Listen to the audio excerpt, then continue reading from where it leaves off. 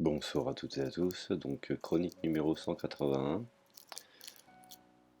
Et dans cette chronique, je vais essayer de traiter, je dirais, le phénomène d'actualité, où on a pu constater que ce soit la presse écrite, les médias, les différents gouvernements, et surtout bien entendu les États-Unis, sans oublier également les imams de la République, parler aujourd'hui du phénomène des Ouïghours, comme si ce problème venait de naître aujourd'hui, tout comme il y a quelque temps le problème des Rohingyas.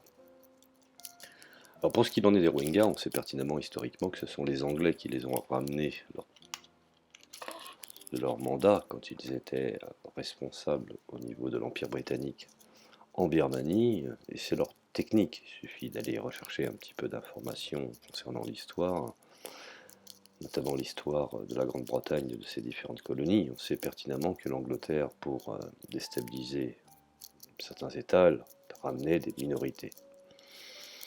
Alors là, ce phénomène, on peut parler aujourd'hui de propagande dirigée contre la Chine. Ces minorités, finalement, sont utilisées par les États-Unis, par certains think tanks, contre la politique chinoise. Ça, c'est une évidence qu'on serait, je dirais, nier. Bien que je nie pas qu'il y ait des problèmes dans ces régions, aussi bien la région birmane que la région du Xinjiang, mais je pense que cela a été monté au collet et intensifié, pour des raisons bien entendu d'intérêt économique. Alors ce qu'il faudrait bien comprendre, c'est que en faisant ce genre de politique, les Américains, enfin, les États-Unis, l'Angleterre ou l'Europe n'ont pas conscience qu'ils mettent en danger cette minorité, car effectivement la réaction de l'État dans lequel ils vivent aura des répercussions extrêmement sérieuses. Alors, comme je le disais, la propagande dirigée contre la Chine émanant des États-Unis, souvenez-vous, problématique de Huawei avec Donald Trump, également la peur que la Chine devienne la première puissance mondiale, sans oublier bien entendu cette propagande reléguée par les frères musulmans et à travers leurs bras séculiers que sont les imams de la République, que je pourrais considérer comme les alliés ou les idiots utiles. C'est effectivement, les choses se sont intensifiées et aujourd'hui on sait pertinemment qu'il y a des consortiums internationaux de journalistes d'investigation sur les mesures oppressives utilisées contre la minorité ouïghour musulmane dans la province occidentale du Xinjiang. Bon. Alors ce qu'il faudrait savoir, c'est que aujourd'hui les médias qui sont aux ordres ou qui appartiennent à des groupes financiers, également les politiciens qui aujourd'hui ne sont plus que des VRP, des subventionnistes, profitent de certaines publications et de documents afin de dénigrer, je dirais, le régime du Parti communiste chinois. Et pour demander finalement à Washington, plus exactement la maison mère, d'imposer des mesures punitives à l'égard de Pékin. Alors, on a pu constater qu'effectivement, le secrétaire d'État américain, Mike Pompeo, qui a ces derniers temps déclaré qu'il y avait des preuves écrasantes, les mêmes preuves que nous avons retrouvées avec les armes chimiques en Irak, où les bébés éprouvettes, excusez-moi, les, les bébés jetés à terre par l'armée de Saddam au Koweït, ça c'est pour la boutade, donc des preuves écrasantes et un entre guillemets avec un entre crochet que le Parti communiste chinois commettait des violations des droits de l'homme et des abus contre des personnes en détention de masse, allant jusqu'à même pousser le délire en parlant de camps de concentration. Alors, effectivement, Aujourd'hui, la plupart des journaux qui sont aux ordres dénoncent le régime chinois. Et certains détails, certains aspects des documents contiennent une multitude de pages et de discours internes du président chinois Xi Jinping et d'autres dirigeants. Alors, bien entendu, on peut considérer aujourd'hui que on parle effectivement un petit peu la technique Goebbels, à force de parler longtemps et fort, les éléments deviennent des réalités. On parle de camps de rééducation chinois, du lavage de cerveau totalitaire des temps modernes. On ressort finalement je dirais, les vieux outils de la propagande de la guerre froide. Et on a même des documents sur les secrets du Xinjiang de Pékin. Et finalement, au fond, on peut considérer effectivement que les dirigeants occidentaux, la Banque mondiale ou les Nations unies restent assez silencieux sur, je dirais, les interventions des agents de subversion à travers l'islam, qui ne sont que finalement aujourd'hui le bras armé de ces unités que je viens de citer, et tout cela bien entendu selon un scénario élaboré par la CIA et le département d'État américain. Les médias cherchant bien entendu à faire de la surenchère dans, je dirais, leur terrible dénonciation de la Chine.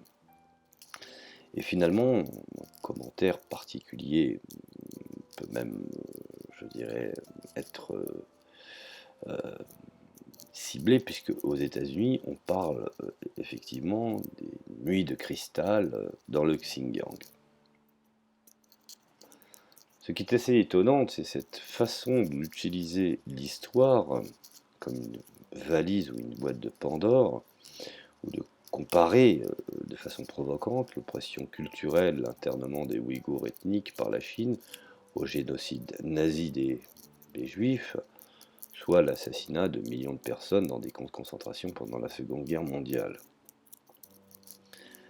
Alors, effectivement, on peut comprendre aujourd'hui que tout cela fait partie d'un vaste programme bien entendu cohérent, puisque il y a une rivalité sur des théâtres d'opération, aussi bien la Chine en Afrique, la Chine au Moyen-Orient, la Chine en Occident, sans parler des bons du trésor que les Chinois possèdent, des bons du trésor américains. Alors, tout est utilisé, voire utilisable. La crise à Hong Kong, avec les fameux parapluies jaunes, et également l'utilisation du Dalai Lama, qui a été, je dirais, un agent sulfureux de la CIA, la problématique du Tibet et d'autres régions encore, Taïwan. Et ce processus ne fait que s'aggraver. Et finalement, on fait fi des sentiments séparatistes et des actes de terrorisme, puisque même en Syrie, les Ouïghours étaient très présents, premièrement dans Jabhat al-Nusra, donc Al-Qaïda, et puis ensuite Daesh. Alors, effectivement, bon, il faut bien comprendre que dans la mesure où on peut déterminer que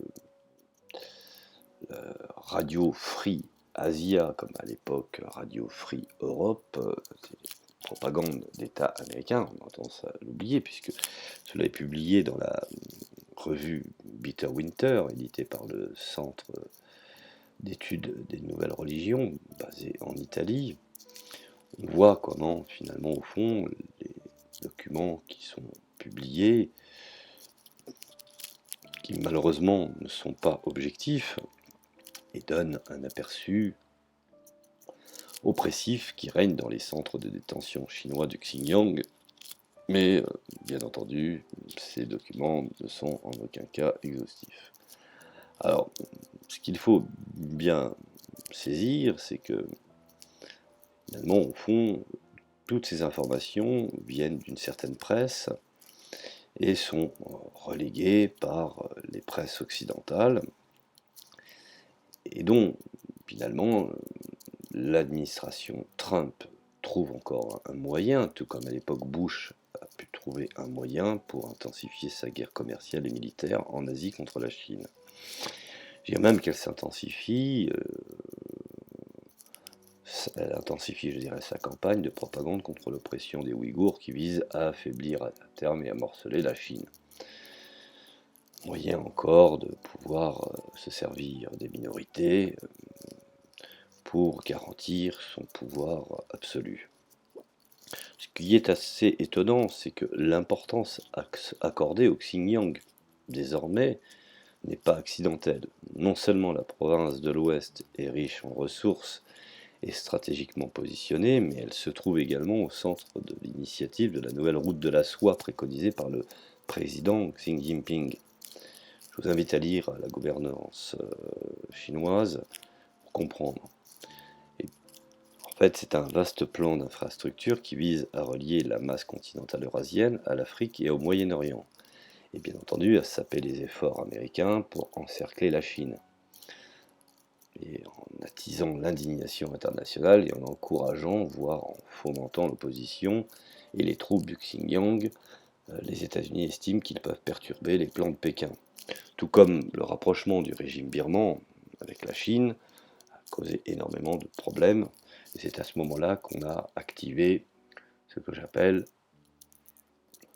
le virus Rohingya. Alors, excusez-moi de parler dans ces termes, ce sont des populations, je dirais, humaines, mais quand je parle de virus, ça veut dire simplement que, à ce moment-là, ils se sont aperçus que les Rohingyas pouvaient être utiles à la politique d'intérêt des Occidentaux. Alors la CIA et les départements d'État américains entretiennent des liens étroits et de longue date avec la diaspora ouïghour. N'oublions pas que dernièrement, Trump a nommé une Ouïghour à la Maison-Blanche. Et non seulement en Europe, mais aux États-Unis, à travers des organisations telles que le Congrès mondial ouïghour et l'Association ouïghour américaine. Je dirais même que ces dernières années, ils ont établi de nouveaux liens avec les Ouïghours extrémistes combattant au Moyen-Orient. Bien entendu, il y a également des Ouïghours qui sont soutenus par la Turquie, donc turcophone, car la Turquie y voit aussi ses propres intérêts. La problématique des frères musulmans embarqués dans cette histoire, et je dirais même que la CIA et l'armée américaine se sont appuyés sur des combattants liés à Al-Qaïda dans la sale guerre en Syrie. Et cette guerre visait officiellement l'État islamique, mais en réalité, elle visait principalement à renverser le régime de Bachar al-Assad, soutenu par la Russie et l'Iran. Et finalement, selon une note d'orientation publiée en 2017 par le Centre international de lutte contre le terrorisme de La Haye, des milliers d'extrémistes, des milliers, je dirais, d'extrémistes ouïghours se sont battus en Syrie. Puisque même, à un moment donné, les Chinois sont intervenus en Syrie pour s'occuper personnellement des Ouïghours, tout comme Kadyrov a envoyé également des Tchétchènes pour s'occuper des Tchétchènes qui étaient du côté des islamistes en Syrie. Alors je dirais que certains ont rejoint l'État islamique, donc le contingent le plus important appartient au Parti islamique turc, le TIP, qui opère sous l'égide de Jabhat al-Nusra, comme je viens de le préciser, qui est Al-Qaïda en Syrie.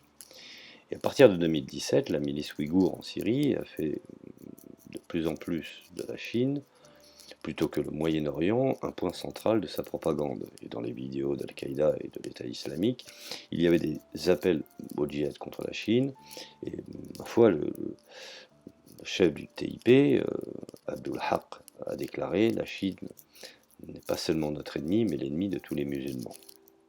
Vous voyez, comme aujourd'hui, certains peuvent être des idiots utiles.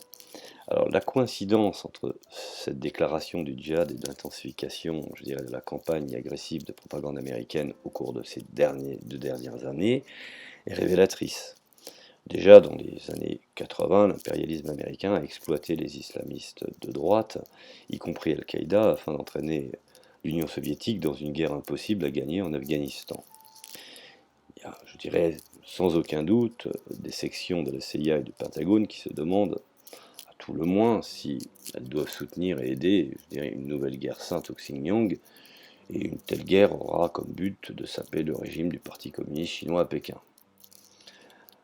Alors, bien entendu, rien n'est dit dans ces campagnes de presse sur l'ampleur terrifiante des attentats terroristes commis par des éléments extrémistes ouïghours au Xinjiang. Moi, je voudrais que les gens comprennent, si demain ces mêmes attentats étaient présents et effectués par des minorités, que ce soit en France, en Angleterre ou même aux États-Unis, quelle serait la réaction de ces États? C'est sur cela qu'il faut bien réfléchir. Il faut bien réfléchir là-dessus. Alors, effectivement, il y a eu, comme je le disais, des attentats dans le Xinjiang depuis les années 90, avec des méthodes qui ressemblent à s'y méprendre aux attaques qu'a connues la France en 2015. Attaques des foules, à la voiture bélier, meurtres indiscriminés, des passants à la hache ou à la machette, ainsi que des attentats à la bombe. Et bien entendu, la propagande fait en sorte que rien ne soit dit. Et non plus sur les faits que ces extrémistes ouïghours, affiliés au parti islamique du Turkestan, appelés aussi au mouvement pour l'indépendance du Turkestan oriental, le MITO, le MITO, ont envoyé un fort contingent de combattants, certains parlent de 10 000 individus, combattre aux côtés d'Al-Qaïda en Syrie, et dans l'objectif avoué explicitement de s'aguerrir pour pouvoir s'en prendre ensuite à la Chine et au Xinjiang. Préparer finalement dans ce théâtre de guerre que fut la Syrie pour finalement élaborer une milice, voire même une petite armée, afin qu'elles aient une certaine expérience pour combattre l'armée chinoise. Alors depuis a déferlé toute une campagne internationale via, je dirais, tous les organes de propagande médiatique, associatifs, religieux, associés bien entendu à ces révolutions de couleurs, pour dénoncer l'emprisonnement de plus d'1 million d'Ouïghours dans des camps de détention, que certains appellent camps de concentration, et d'endoctrinement dans le Xinjiang et la volonté bien entendu de la Chine de s'en prendre aux musulmans et d'effacer leur culture à tout jamais.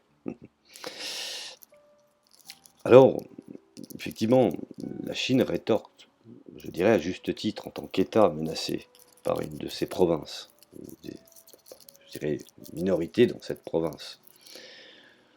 Au Xinjiang, il faut savoir qu'elle ne combat ni les Ouïghours ni les musulmans, mais un mouvement terroriste soutenu par des puissances étrangères et très difficile en plus je dirais, appréhender, puisque se cachant au sein même des populations. D'ailleurs, toute tentative d'accuser la Chine de vouloir éliminer la culture de la religion, je dirais, et de ces nombreuses minorités, soyons sérieux, n'importe quel chercheur honnête sait que c'est risible face à l'effort considérable qu'elle mène au niveau national pour protéger le patrimoine culturel de toutes ces minorités et pour assurer non seulement la liberté, mais aussi la pratique des cultes. Bien entendu, comme tout État tout à fait normal, elle n'accepte pas qu'il y ait un système basé sur la charia rivalisant avec les institutions chinoises, qui sont ce qu'elles sont. Alors, en contribuant à la modernisation des locaux et à la diffusion, et moi je vous invite à vous renseigner, gratuite du Coran, la Chine n'intervient que lorsque, sous couvert de pratiques religieuses, prospèrent bien entendu d'autres aspirations, d'autres aspérités, qui peut-être le séparatisme ou l'extrémisme. Chose que normalement nous devrions comprendre. C'est comme si demain, par exemple, une minorité du 9-3, par exemple, décidait de vouloir faire du séparatisme et d'employer des moyens militaires pour, finalement, au fond, se séparer de la France. Alors bien entendu, nous n'en sommes pas là. Notons que, avant de jeter la pierre aux Chinois, et que même les considérations délicates, sans aucun doute, ont poussé la France à fermer des mosquées où les prêches tournaient aux appels à la haine contre les infidèles, Il faut être honnête, des recherches sérieuses sont aussi conduites en France et dans d'autres pays qui ont subi ces attentats où un pan entier de la population a été radicalisé par l'extrémisme religieux, profitant bien entendu des mécontentements économiques, sociaux ou politiques pour savoir comment les inciter, récupérer et retrouver un rôle positif au sein de la société. Alors, quelques dizaines de djihadistes français trouvent, se retrouvent actuellement dans les prisons syriennes et le gouvernement français a décidé de les faire juger sur place. Comme disait Jean-Yves Le Drian, ancien ministre des Affaires étrangères, ce sont des terroristes, des ennemis qui ont combattu avec Daesh, sauf que sur place, ils sont passibles de la peine de mort, ce qui n'est pas le cas en France, bien entendu. Alors, c'est assez compliqué, au vu et au su finalement de certaines difficultés auxquelles ces extrémistes religieux confrontent, je dirais, nos états de droit. Et je dirais que la Chine attire l'attention sur le fait que le Xinjiang partage des frontières avec 7 pays de l'Asie centrale. Tout d'abord le Pakistan, l'Afghanistan, l'Inde, le Kazakhstan, le Kirghizistan, le Tadjikistan et la Mongolie, où le djihadisme et le terrorisme sont également endémiques.